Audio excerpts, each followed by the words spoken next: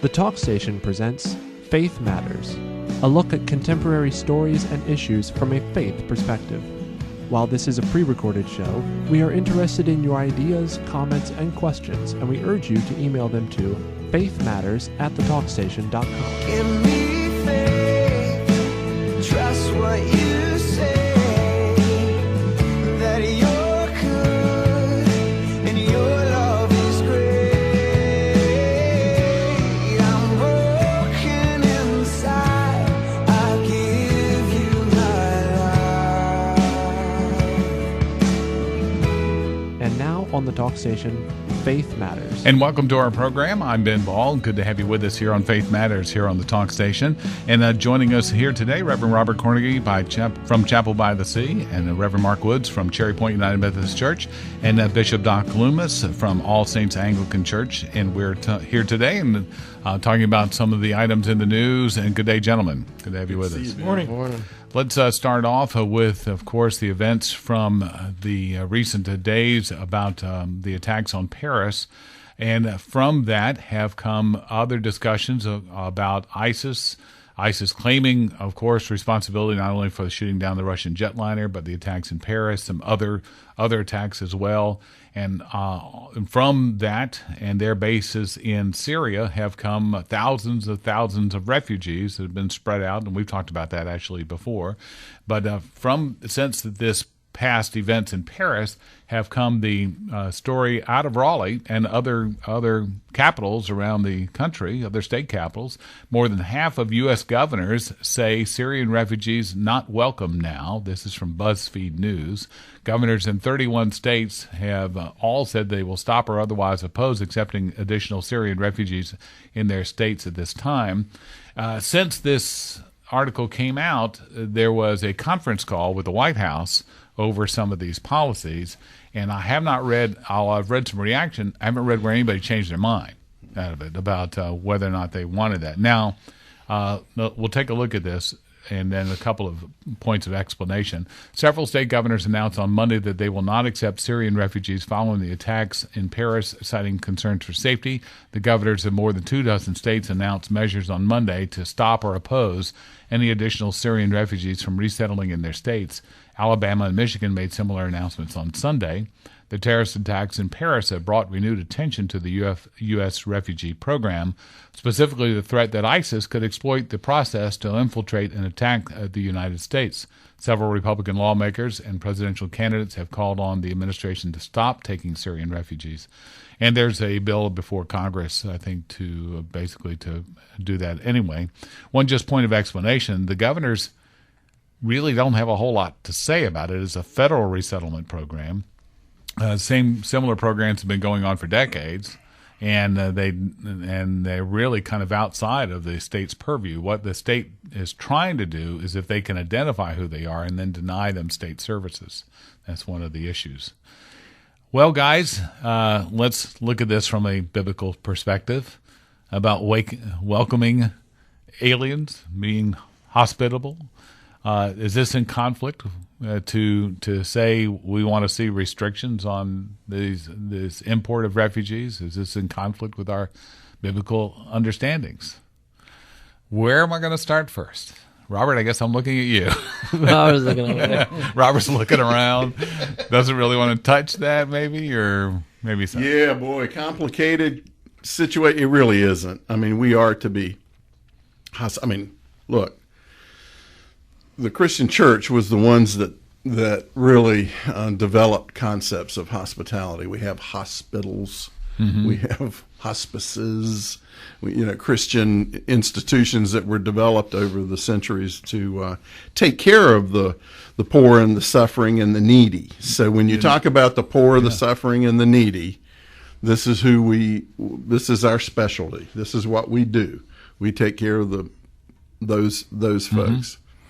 Now, if there happens to be someone who is poor,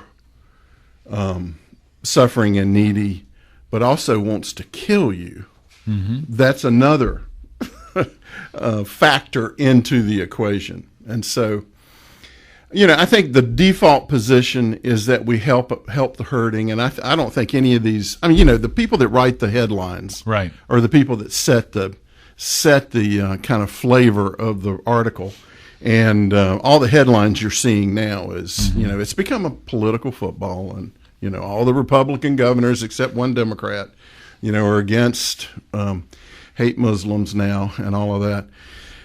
It's not that at all. When you read the article, you see that the majority of the governors who really have no authority, but they do have a position that they can defend for their state, and they're saying, show to us that you can identify Right. those who may be a threat to my citizens.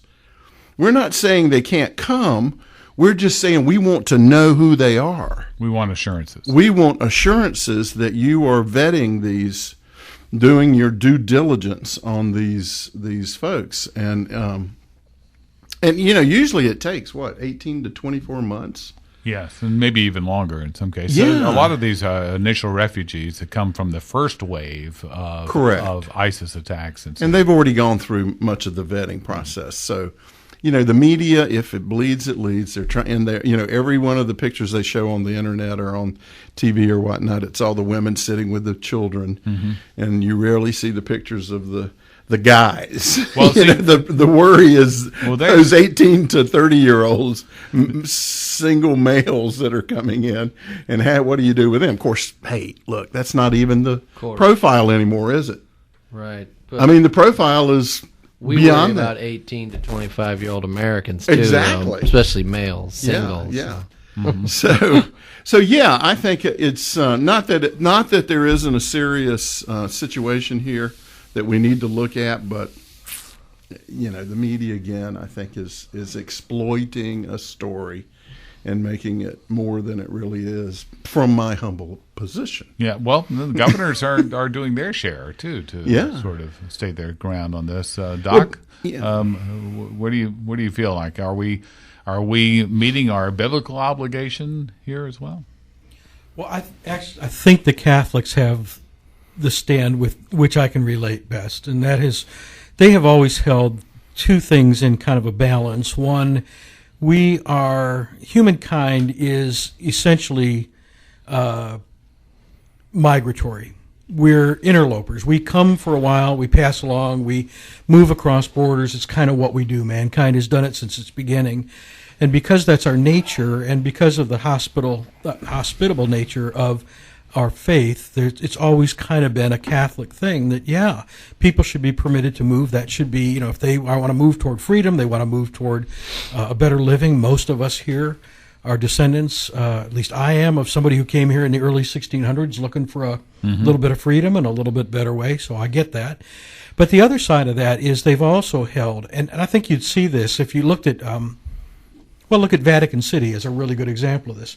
There are no immigrants in Vatican City. They're not taking any Syrian refugees. They have a wall. They do have a wall. But my point is not to. I don't want to beat up. This is not beat up on a Pope Day. I am simply saying that the other side of the Catholic argument has always been, as you said so well, if somebody wants to kill you, then you have an obligation first as a government to protect your people. The Catholic understanding is when you have those two things held in tension, that the latter, the protection of the people, is always going to have the dominant position over people's freedom to move about and cross borders. That's what these governors are saying. We don't have a moral issue. We actually would love for these people to be resettled. We want to see them and their little children, prosper and even be Americans. But because of what happened in Paris, we have what Bobby Jindal basically said in his letter to the state was, we basically have a state of emergency. He stopped just short of calling for a state of emergency and said, look, I'm looking at Paris. I see a state of emergency. My primary role as the governor of this state, and we as elected officials, is to protect this state. We don't love these people any less. We don't feel any less a moral imperative to help them. But by God, we need to know, first of all, as you said, Robert, so well, we need to know what this looks like and what the vetting process is for these people, because I'm going to protect my state first. The church I used to attend at St. Peter's, I had, because of my radio show, I'd interviewed the folks from the Interfaith Refugee Ministry in New Bern, and was inspired by them, brought them in to speak to our men's group. We were inspired, and we took on a Vietnamese family at the time, and we had those questions. We talked about the vetting process, et cetera, and we were assured by the both UN and State Department vetting that was done for these folks that came in. However, the difference was these were Vietnamese families that had been excluded from their own society because they worked for the Americans, Correct. in the Vietnam War. So that was one of the reasons they had been shunned. Well, the larger challenge in the vetting process is that we are dealing with people who are coming from an area where false passports and papers are the norm. Yeah, yes. We're dealing with people who there's no friendly government with whom we're working. There's no government we can call over there and say, hey, we got, Salam so-and-so at our border. What do you know about him? There's no Right. way to back check. There's no Middle Eastern database against which we can check these folks. So how do you actually vet somebody in this case? Mark, you want to weigh in here? Yeah, let me take a completely naive Christological position and suggest, Go maybe ahead. at the break. Why don't you start? Give us a headline. Give us a Well, teaser. It's risky. It's always going to be risky, and we can always figure out ways in which we should not welcome people. All right, let's have more on that discussion in just a moment here on Faith Matters on the Talk Station, FM 107 and AM 1240. Back in a moment.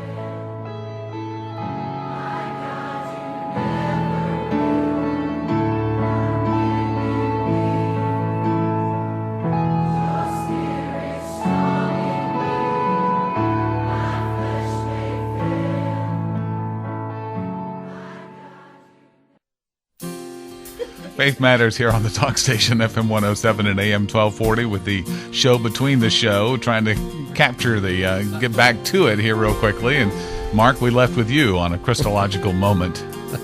It was my version of Christology, though. Let's be honest here. But no, we as a society can always logically figure out reasons why we don't have to welcome people. Like my church is great at this, right? Like you put out on the signs, we welcome all. We're Christians. We're supposed to welcome people, and yet we want to make sure that they're good people, that they fit with our kind of thing. That we want to make sure they're not going to hurt us because we don't want to get hurt. And to me that's just. I mean, it might be naive, but on some level, I really just can't see Christ coming out and going, welcome people that won't hurt you. Welcome people that you make sure that they have the right papers. Make sure that they sign on the correct line. That's the people that you should care for. I just can't see that being the case. Yeah, All right. well, and I had to play the other side, Robert. Come on. I know it. And But it's not really the other it's side. not a debate. It's just a different This really party. isn't a debate about that. Yeah. The fascinating thing about being a Christian and being a Christian anywhere, or in any culture, but particularly the American culture, is that we have a pluralistic, theoretically, air quote, pluralistic society. And so our governments we are not a theocracy. We have a separation, church and state. And so we've got this tension, we talk about this all the time, between how much influence does the church have into culture and how much influence does culture have into the church. And we're seeing a little bit of both in this debate, I think, on this one, because the position of the church and of Christ, and that's who we're attempting to emulate as best we can, is to be embracing, to be inclusive, to be welcoming to those that haven't received the revelatory experience yet of Christ, and that in communion and in just contact with the church, that's going to have an effect. And we hear stories all throughout the Middle East now that the conversion of Muslims to Christians is higher now statistically, and it's raw data, but there the stories are that there are lots and lots and lots and lots of Muslims that are having revelatory experiences through the Holy Spirit. Well, we had that story last week too. Oh, y'all talked about that. Yeah, I wasn't here last week, so I don't know what y'all But how talked it's about. happening in Europe, in some of these Right, in places, for a Germany. couple of reasons. Some not so good, but some good. Yeah, and so you know that is in fact the Christian mandate, isn't it? To be open to the stranger. But then we live in a pluralistic society. We have a government that is not a theocracy. Whoa, wait. Let me finish. No, wait. Okay. Hold on. I hear your Christian mandate. That's great. Right. All right. You are a shepherd, Correct. and you have responsibility for sheep. Correct. When a wolf comes to the sheep gate, what do you do? We pet him. Pet him and let him in. and right? let him in. Right. I'm just asking. This is Here's- this all is right. my Christological Okay. light question. Good. I'm glad you're asking that question, because my answer to that question is, this is the problem. We think we know who the wolves are. The wolves never look like wolves. This isn't Darth Vader, and we know who the enemy is. It's invisible. The enemy is completely invisible, and oftentimes we're the enemy, and we don't even realize it. But we just presuppose we're the good guy. We automatically presuppose because of what we do, we're the good guy. The problem with the wolf is we can't recognize the wolf. Oh, but see, I in this actually situation. completely disagree with that. Good, because good. because we have 10 more minutes to kill. Because I actually think that this is the work of the Holy Spirit. And while you may say, well, Doc's not wise enough to, no, I'm not. But there is a discernment that is given to us, particularly those of us who are called to lead and to be shepherds of the sheep. We are supposed to have the ability to discern by virtue of the Holy Spirit those who are wolves. I mean, And yet there's sin, and we so often fail to do that.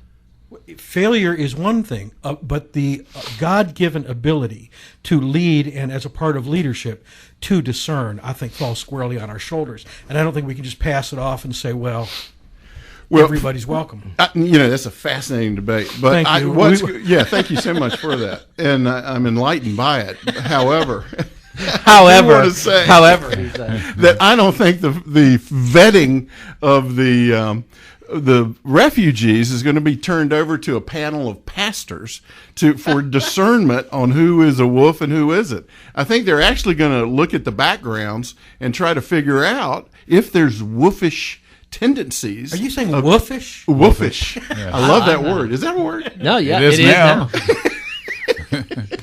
Now, look, let me stop for a second here, because one of the concerns that came out after Paris was what was actually what was happening in Europe with open borders, with freedom to move around. Once you were in a given country, you can move around to other countries, etc. And there was also the concern that that a disproportionate number of the refugees, unlike refugees, I mean, the UN says there's 12.5 million, I think, around the world. But unlike other refugees that had women and children and families, there was a disproportionate number of 17 to 25-year-old males, unconnected to families. Yeah, this And- is so real unusual. And I think bringing that concern up to say that is to make sure that vetting is especially strong in that regard. I think is important. I don't see that that's not still welcoming. I thought it was very disingenuous of the president to characterize the concern as being against a 3-year-old orphan. Yeah. No, I thought that was a wrong statement to make, because that was the soundbite that characterized anyone who had a concern about this. There's a term for that. I think it's called demagoguery. He was demagoguing anyone that had a different position than his position. Especially given the fact that it was immediately following the fact that it had been revealed that a Syrian refugee of that age group had been behind these terror Been a part of attacks, the or part team, of terror yeah. attacks. You know, it's kind of, gosh, no, 3-year-olds don't tend to blow up buildings, but that's not who we're talking about. Demagoguery is the word. I think that's an important point you make too, Ben. Is that this is as you referenced to Jindal, whoever did that. Yeah. That this is an exceptional event that we're going through right now, and so precautions should be taken. The church.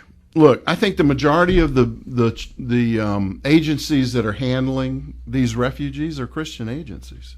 I mean, up in New Bern. Oh, yes, that's who's absolutely. doing the. I mean, Yeah. you know, Right. and it's Well, interesting they're getting that the handoff from the State Department, though. yeah. Yeah, What was so- it? 2 days after the attack in Paris, ISIS or ISIL or Daesh or whatever you want to call it, put out a statement declaring which cities in America they were going to attack. Did you see this? And they listed them state by state. And there are 2 cities in North Carolina that have been identified for attack. You know what those 2 cities are? Fayetteville and New Bern. They put them on the list, Mark, because you're closest geographically in Havelock. And it's because of the proximity of the air crews that are flying out of Cherry Point and going over there. So they have identified. So this is an exceptional, I think we can say this is an exceptional circumstance that we should take prudent measures to identify the predators from the prey. Because we're welcoming the prey, right? The young, the women, the children, those that need really serious help, absolutely. But those that are predatory, we need to know it. And then we'll determine what happened. When I'll stop, I can go on, but in Cuba, you remember when he opened the prisons? The Mario Boatlift. What happened? Where did they go? Well, he ended up in a camp, and a lot of them ended up They were in a camp held in Florida. in a camp until they could be properly vetted, because this was a kind of like instantaneous thing, right? Right. There were just boats coming and landing on the beach, and there was no way they could have been prior vetted. Now, some of these have already been vetted that are coming over from Syria, but that's how the government chose to handle that unusual, exceptional situation. And I'm not saying that's necessary now, but it may be for some. It may be those that are suspect Well, that they may need to go into to carry that analogy a little bit further, the majority of the ones that remained in the Mario Boatlift camps after that were young males. Exactly. Yeah. So, but the genuine heart of Christianity, I believe, is compassion and hospitality, and to make this transition as smooth a transition as you can possibly make for everyone, with a few exceptions.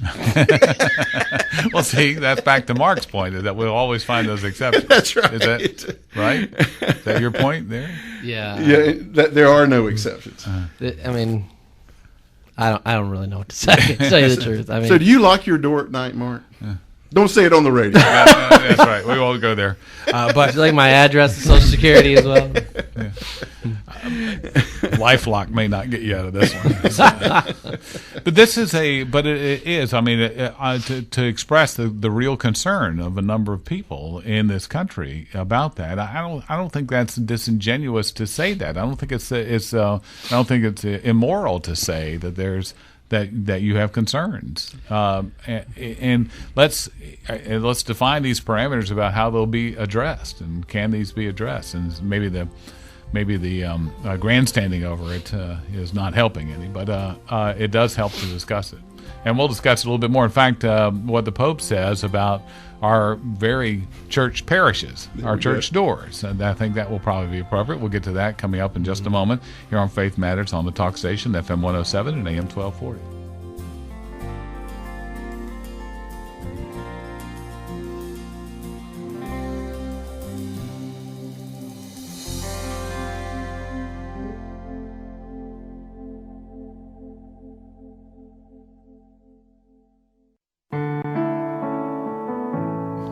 Welcome back here on Faith Matters on the Talk Station, FM 107 and AM 1240, and I'm Ben Ball, and along with Bishop Doc Loomis, also Reverend Mark Woods, and Reverend Robert Cornegy. We're talking about the discussions have come up since the Paris attacks, and among those have been Pope Francis says that the Catholic Church must not surrender to terrorism, will keep churches unlocked. This is from a website called theweek.com, and it begins with, alluding Wednesday to last week's terrorist attacks in Paris, Pope Francis announced the Catholic Church will not change its open door policy. Please, quoting the Pope here, please no armored doors in the church, everything open. There are places in the world where doors should not be locked with a key, the Pope said. There are still some, but there are also many where armored doors have become the norm. We must not surrender to the idea that we must apply this way of thinking to every aspect of our lives. To do so to the church would be terrible. Now, this is a long Catholic tradition, though, for those of you who know this better than I, of having the physical doors to the church open all the time, right? I mean, that's your understanding of that? That was certainly how I grew up, and I grew up actually all our churches were always open. You know, and in fact, I was shocked when I went back when I was 30. I think I went back to my church. I was in the town where I was born, and they had a keypad to get into the church. Cool. So it's cool. Robert likes that idea. That's the way heaven is. Swipe the card to get in. Swipe it. All right. Or hold up your smartphone now. I'm All right. making a joke. All right.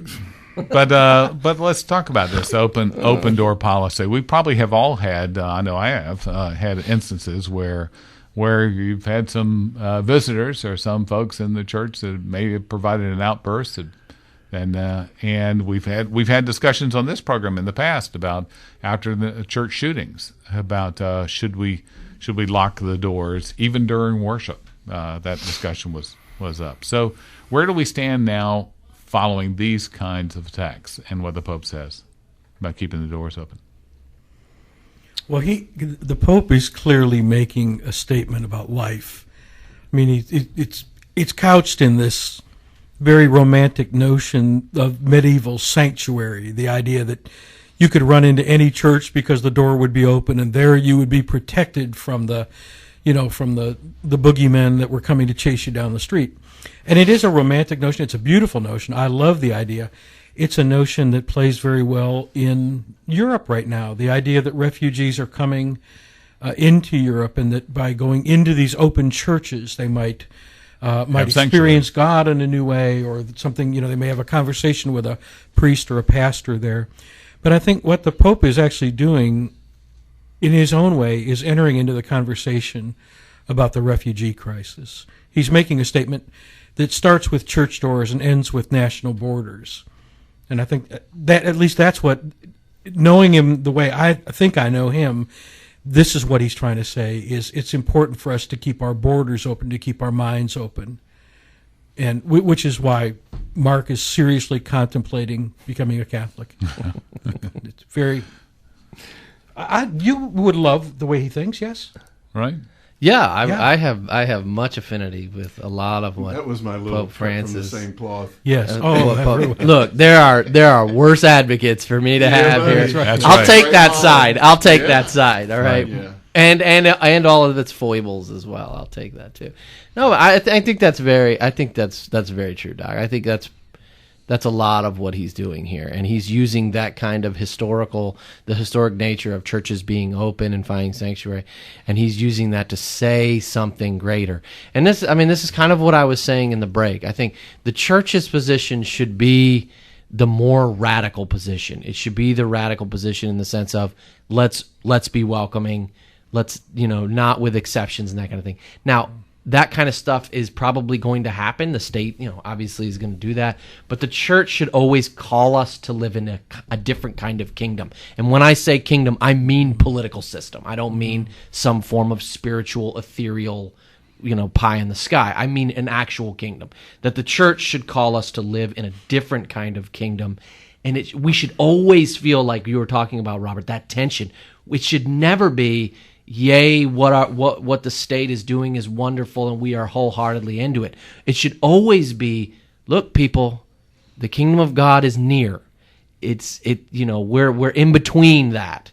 And I think that's the position he's taking. He's taking, look, this is a radical position to say, when's the last time you've ever heard anybody say, keep your doors unlocked? No, we always say the opposite.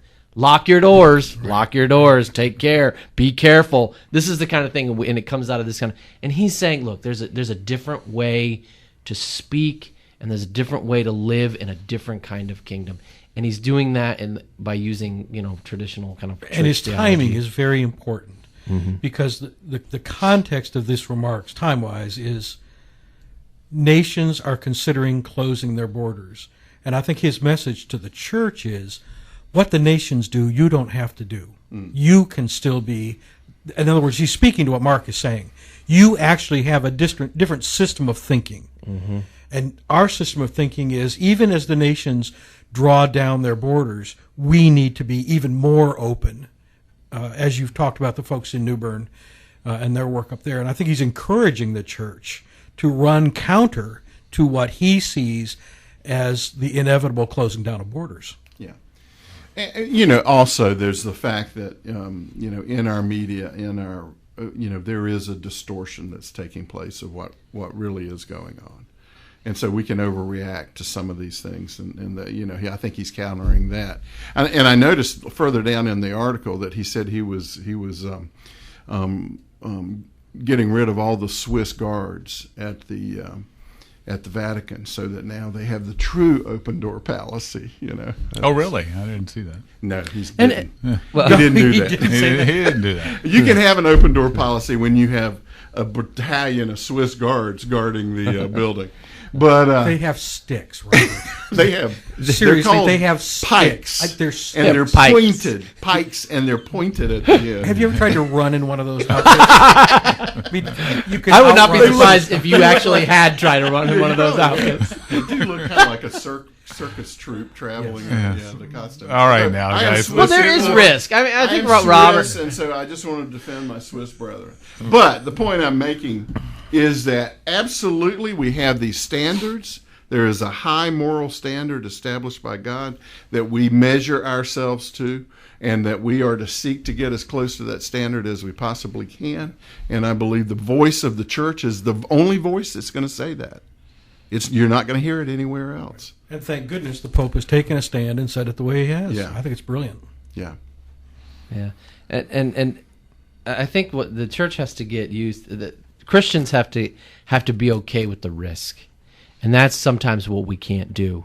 The fear and the risk is something that we have to be comfortable with, or uncomfortable with, and in practice be comfortable with. Like, does that make sense? Like, we know we have the ideas that that there's fear and that there's risk and everything, but in practice the church should function in a very different way. Yeah, this was we talked about this with Jesus having been crucified and buried, and the disciples held up in the upper room with the doors locked. And his first words to them as he walked in the room was, don't be afraid. Yeah. Yeah, and that really, we know the church is going to be afraid. We know the government's going to be afraid. We've seen it. We can see it in the New Testament. If the people that were the closest to Jesus were locked away and afraid, we can expect to have some fear in our lives. But the beauty of Jesus, in the world there's troubles, there's fear, but I've overcome all that. You don't have to be afraid. Right. That's our Christian position. Yeah. No, absolutely. And what a good message for this coming Sunday, being Christ the King Sunday. Right. I mean that's where we're going here. And one of the lectionary passages you can choose is from Daniel 7, and the beasts are coming out everywhere, and they're just saying arrogant words and everything. And Daniel turns and he sees the Ancient One on the throne, and he throws down the beast, and then the man coming like a human being on the clouds. I mean, the apocalyptic image is such an image of, yes, there's beasts, yes, we're scared. Yes, they talk loud. They got big horns and pikes and everything else, and they're going to trample people under their feet. But we have an Ancient One, and one who is older than days, right? And who is coming on a cloud. And I think that's the message kind of Christ the King, and I think that's precisely what Doc's saying. And that's our position as Christians. We were talking about that in Life Group. We're studying Daniel, as a matter of fact, and we were talking about that. I think it was the Billy Graham Association has a program for youth that's called Dare to be a Daniel, in which he's challenging them to be in you're in a hostel, all the this parallels, and dare to trust God, dare to stand up, dare to act, dare to interpret, use the gifts that God has given you. So, yeah, great analogy. Now, remember, we have also had that discussion not too many weeks ago about security policies within a church. When we talked about in Charlotte, for example, a church with guards, with a security operation. We talked about, Robert, you talked about your own church looking at a security policy. Is that in conflict with this whole thought? Well, for instance, we just I did it yesterday. Wrote the policy for a AED unit, which is the defibrillator, portable defibrillator. Right. And so we're partnering with the fire department, and they're working with the different businesses and churches to have these units put around in the community. And so we'll have one of those there, which is part of our security program. There are unexpected things that happen. And so, God says, you make your plans, I'll direct your steps, you make your plans. And so we make our plans. We're not welcoming. We're not saying, make my day, come and try me out. We're saying, in the event, Lord, we pray it doesn't happen. But Is this however, an evangelism tool for you guys? Is this welcoming the faint of heart? Yes. That's what you're saying. We are welcome. Oh, man. Oh, yeah. Well, we're in a resort retirement community, We are. so it fits perfectly. And on that weird note, we'll end this segment and come back with another or final segment in just a moment here on Faith Matters on the Talk Station, FM 107 and AM 1240.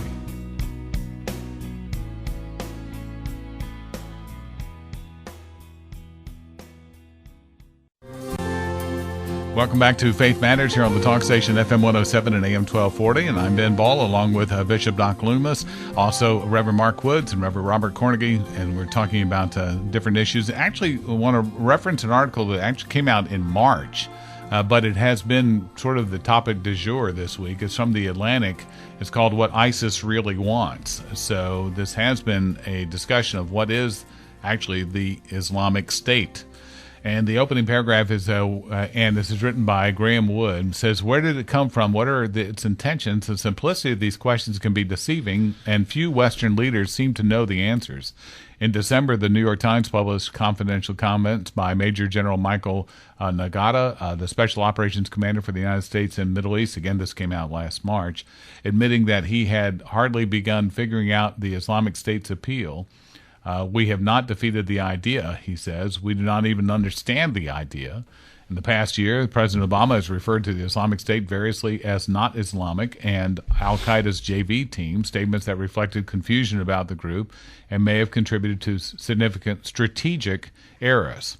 Much of the discussion in this week, again, post the Paris attacks, has been about, is there a strategy? Is there a strategy about ISIS? And Robert, you sent us this article from The Atlantic from last March, again, to help us understand a little bit more about who ISIS is. What did you take from this as something that's a primary distinction for us to understand? Well, it's funny how I got to this article, because I actually read, this was back in March, and he's had a sort of a response to this article, the author. And he started getting all these letters from ISIS supporters who were cheering him on, saying, yeah, somebody finally understands us. This is really, you've identified who we really are. And so then, I read that article first, and so I had to go find the original article and read it, and this is the original article. So, but basically, they're a 7th century. This is for real. These guys are Islamic, and they believe they are fundamentally following the teachings of Muhammad. Not only his teachings, but also just his behavior. We follow the writings and the life of Christ. Well, they're doing basically the same thing with Muhammad. And so they believe, and they're very theological.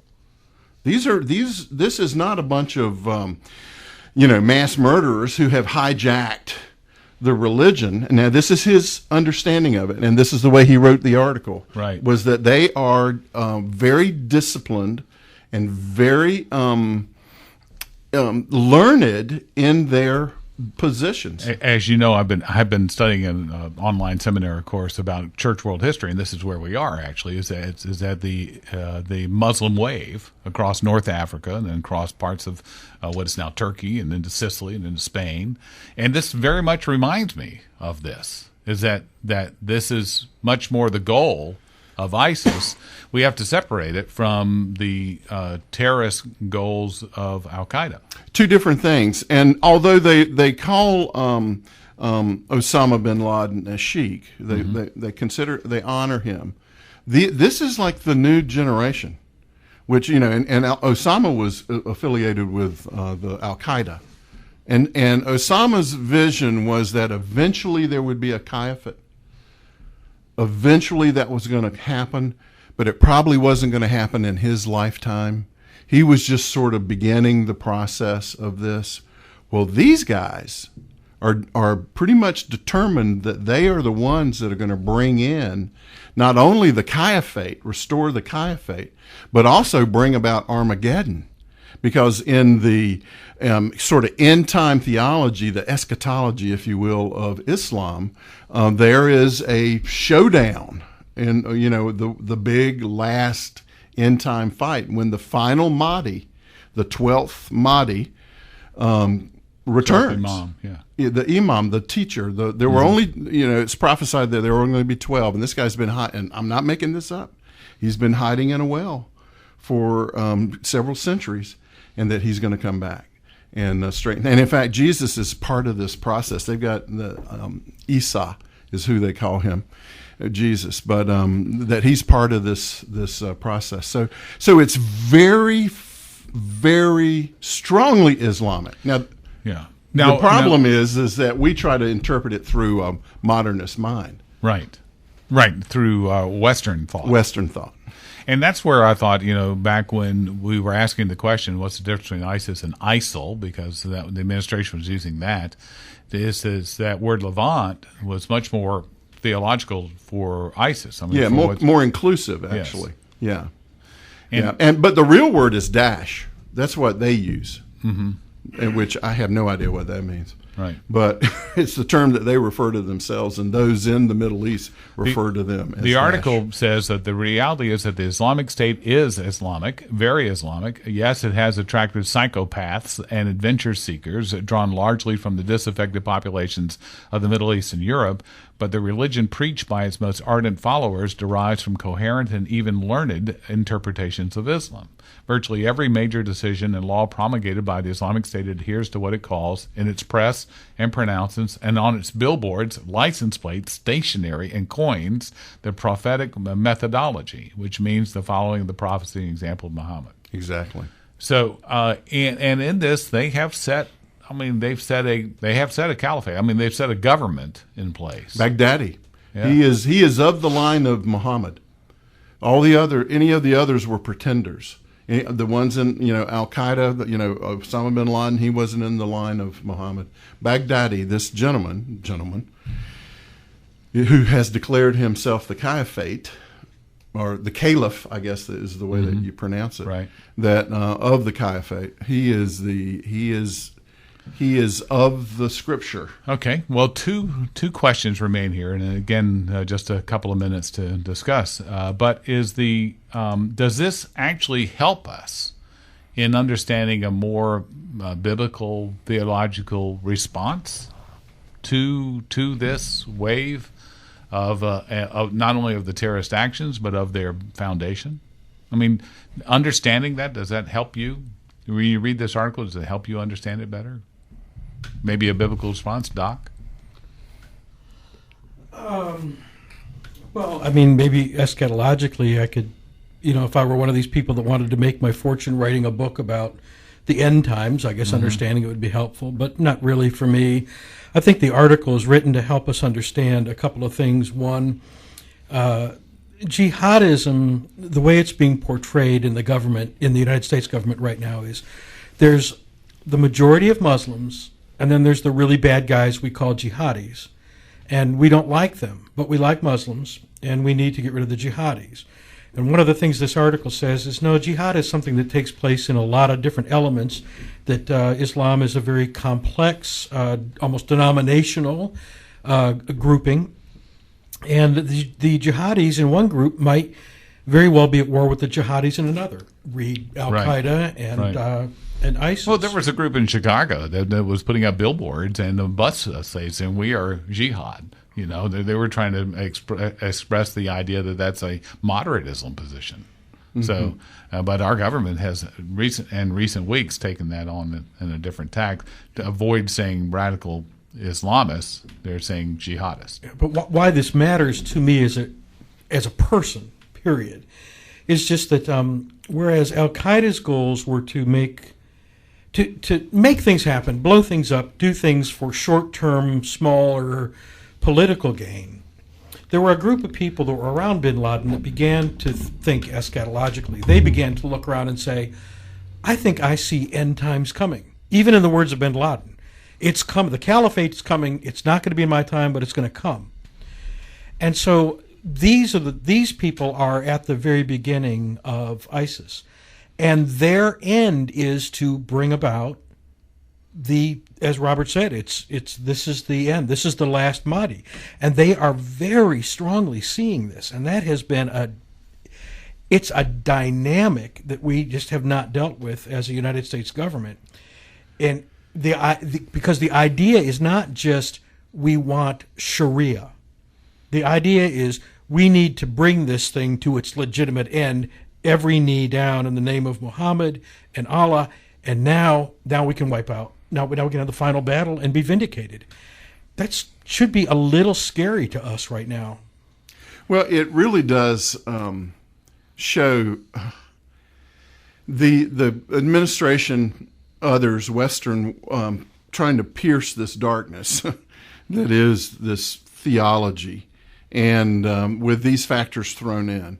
And again, like you said, this is a continuum. This isn't just a one set thing. They're Shiite, Sunni, all kinds of stuff going on in there. And again, jihad versus jihad. And let me just make this point. And we have determined that one of the big ways to stop this, that we're looking at it, is to stop the flow of young men and women to them. And we've determined that the reason they're flowing to them is because they're dissatisfied in the cultures that they're in. They're not getting the jobs, they're not getting the material, they're not getting the success that they're looking for. They feel cut out. And so we need to start developing programs that will give them jobs, give them success, give them the Western idea of the dream. Right. And that is not what's motivating them. Maria Harf. Right. They are not motivated by that. They're motivated by this pure Islamic battle. Thank you for joining us for Faith Matters. Email your comments, questions, and suggestions to faithmatters@thetalkstation.com. Give me faith, trust what you say, that you're good and your love is great. I'm broken inside, I give you my life.